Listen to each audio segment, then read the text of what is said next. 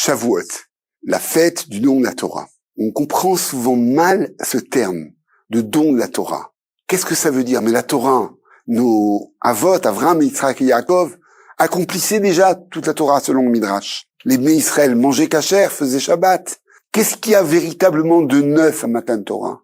Ce n'est pas tellement une révélation des commandements qui se joue à Matan Torah. C'est un don, au sens où la loi d'Akadosh Baruch Hu, la loi du ciel, est confiée aux hommes. À partir de Matan Torah, la Torah n'est plus dans le ciel. Ce sont les hommes qui en fixent l'interprétation. Il y a là-dedans quelque chose de révolutionnaire. L'absolu de la Torah du ciel est défini par ce que les hommes en comprennent.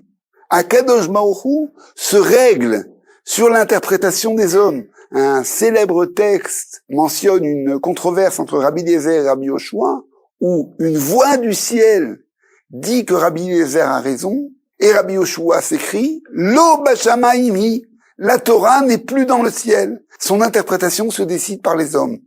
Matan Torah, le don de la Torah, c'est cette confiance immense qu'Akadosh Baruch Hu a fait au peuple juif de leur confier la responsabilité, l'interprétation du texte de la Torah.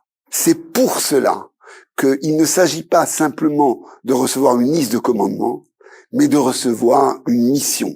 Matan Torah, c'est la mission du peuple juif d'être le porteur, le responsable de la Torah. C'est en ce sens. À Shavuot, nous sommes devenus Mamlechet Kohanim veGoy Kadosh, un peuple de princes, un peuple saint, un peuple porteur de la responsabilité de la Torah d'Hachem sur terre.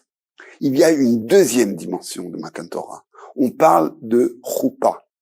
On dit que le Sinaï était comme une choupa qui se tenait dans cette alliance entre Israël et Hachem. Et alors, Israël représente l'épouse, Akadosh Baruch Hu, le Créateur, représente l'époux, et la Torah, c'est la Ktuva, le document qui fixe les devoirs conjugaux.